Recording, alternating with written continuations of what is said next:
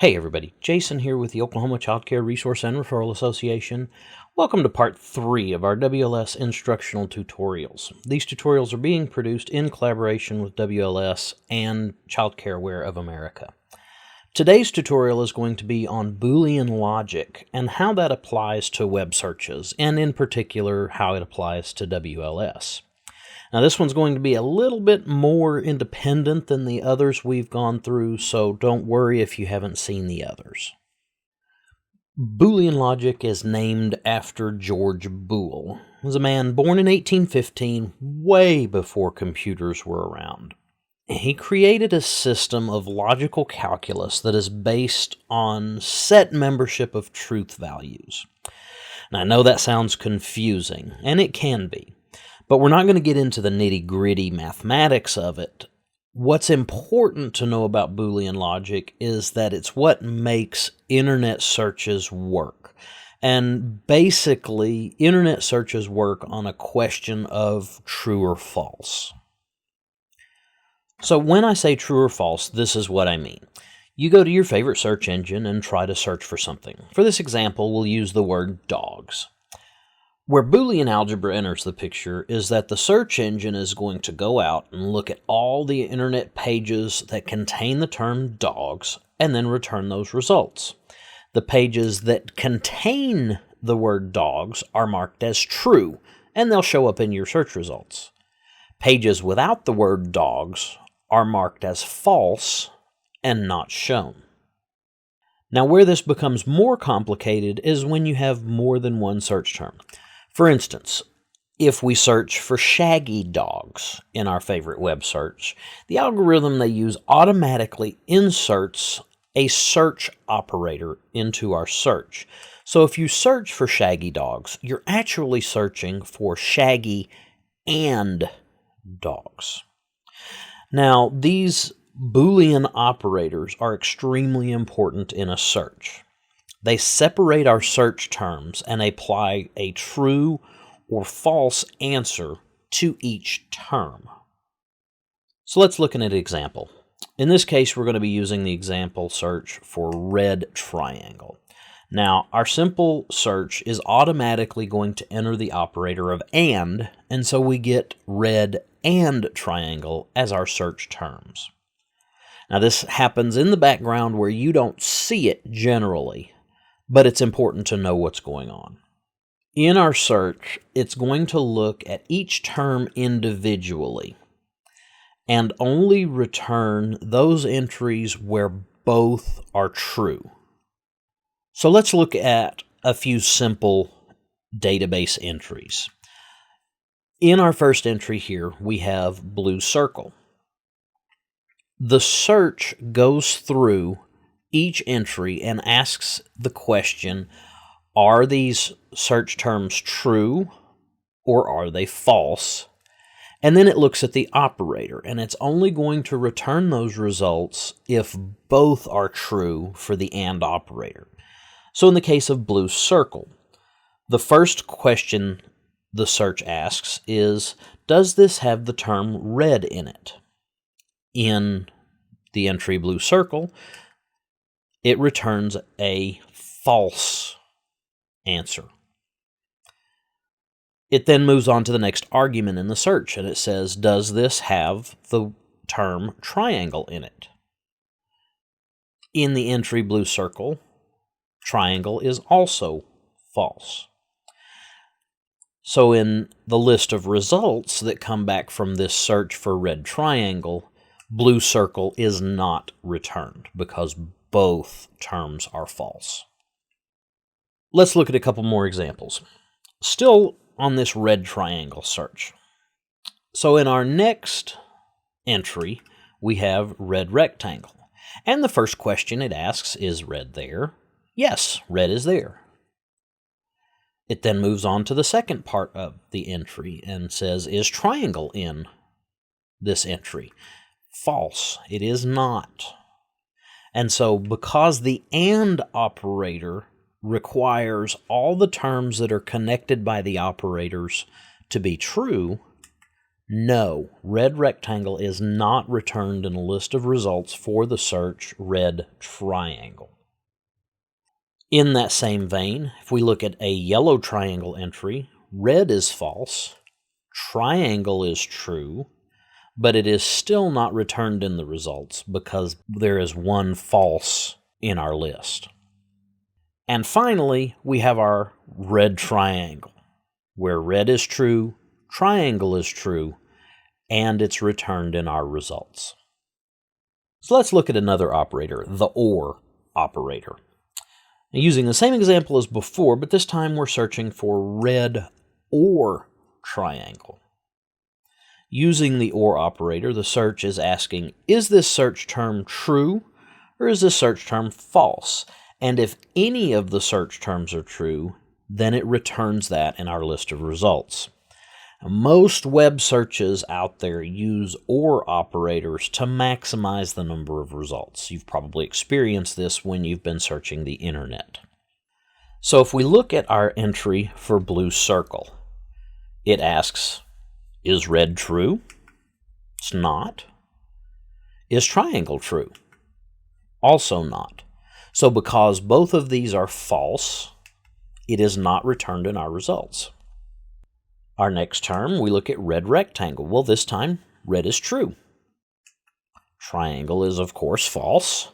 But because we're using the OR operator, it is returned in our results because one of those search terms is true. A search for yellow triangle, well, red is false, triangle is true, and with the OR operator, as long as one of our search terms is true, it will be returned in our results. And finally, we get to our entry of red triangle. Since both of those are true, it is returned in our results. So the last operator we're going to look at today is the NOT operator. Now, this operator purposefully excludes whatever term comes after the operator. So for our example, we're going to stick with red triangle, but what we're really searching for now is red but not triangle. Now, the search for red not triangle will return all entries that have red but leave out the ones with triangle.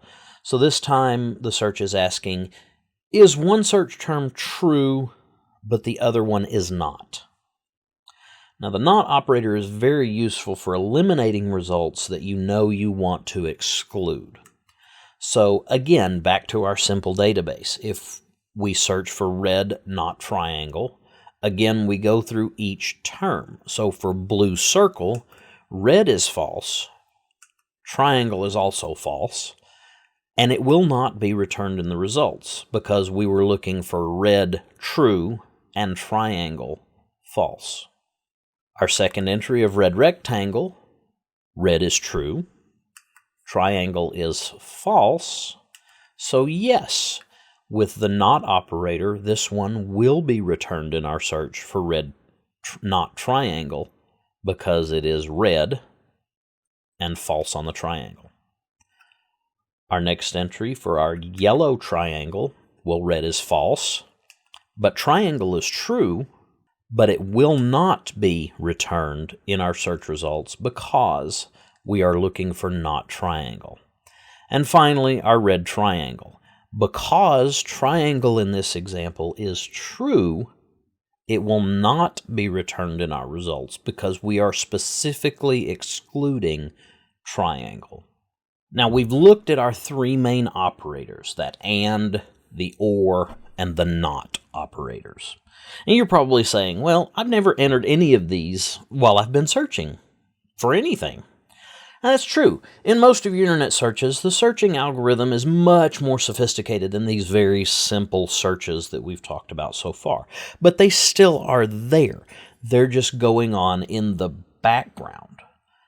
The algorithms that search pages use, Google, Yahoo, Bing, all of them, are much, much more sophisticated. And so when you do your search, what's actually happening is if you put in a search term for red triangle, what the programming is going to do is first search for red and triangle. And then it's going to look at red or triangle.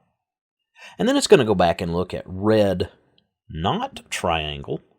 And then it's going to look for all the pages that have triangle, not red. And that's just for the search. The order the pages appear is an entirely different matter and really may or may not be the best match, is the first one that appears. All of that is going on without you knowing about it. And behind all of those layers of code is the Boolean logic that we've been talking about. So we've talked about search terms and Boolean logic. Why is that important?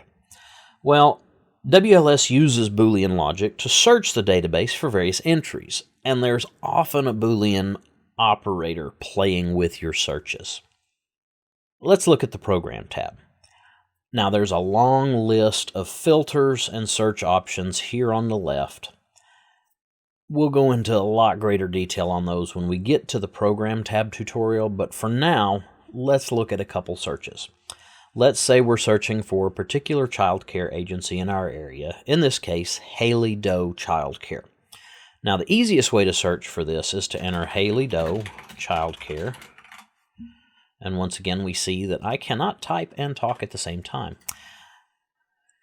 Put that in the box at the top. Now, if we type this in, what the search is actually going to be looking for is Haley and Doe and child and care.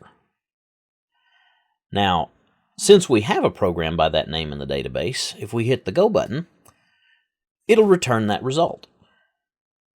It gets trickier, though, particularly with someone's name. For instance, the name Haley has a number of different, fairly common spellings. Haley, Haley, Haley, Haley, Haley, Haley, Haley. If we enter Haley, H-A-I-L-E-Y, into the search box, and the name is actually spelled H-A-Y-L-E-E, that result will turn back false, and so we won't see a result. An easy way would be just to put H-A into the search, and since every one of the Haley spellings that we're aware of has H-A as their first two letters, it would return that result. It would also get all of the Hannahs, all of the Harrys, all of the Harpers, etc. So what do? Well, we start adding more search terms. Maybe we know the town or the category that we're searching for. Maybe we know something specific that we're searching for associated with the agency we're trying to find. Now, in WLS, for the most part, you don't have to worry about Boolean operators. The programming will do it automatically for you. However, there are a few specific instances you should be aware of before you hit any snags. Each of these boxes here on the left are called a search option box. Now, for the most part, adding multiple terms, whether checkboxes or free text or whatever, in a single search option box will automatically enter an OR operator in the search. For instance, if we go into the type option box and we select a couple options here, let's say childcare centers and homes, and let's say school-age programs. What the search is actually going to look for is centers or licensed registered homes or school-age programs. Now, there are a few search option boxes that allow you to change the operator from an OR to something else. You can see these as you go through the search option boxes as a search for text with a drop-down box next to it. For instance, in program types, we have the search for with the drop-down. The options in the drop-down are all checked, any checked, and none checked. Now, these correspond respectively to the operators AND, OR, and NOT. Now, adding search terms into multiple search option boxes automatically adds an AND modifier to our search. So if in our Find Program box we search for HA, And then in our location box, the city of Minneapolis, what we're actually searching for is program name containing HA and city of Minneapolis. And if we execute the search, it comes up with our Haley-Doe Child Care Center again. Now, if we're not sure they're in Minneapolis, they might be in St. Paul. We can add St. Paul to our city term, and the program is automatically going to search the database for program name, HA, and city, Minneapolis, or city, St. Paul. The more search terms you add, the more limited the results that you will receive. So that means if you're having trouble finding a database entry, you need to take something away from your search. Maybe the name is misspelled, and you'll have to search by an address or the city. Maybe you'll have to really open it up and search for all the child care providers in your area. Depends on what you're searching for and how it's entered into the database. Remember, spelling counts. Whew. All right, that one was a heavy one. It's important to know how a search works so you know how to search. Now, next time, we'll delve really deeply into the Program tab. We're going to take a look at how to enter a new program, how to enter data in the program profile, and how to search for existing programs. So thanks for watching. Thanks for subscribing. We'll see you next time.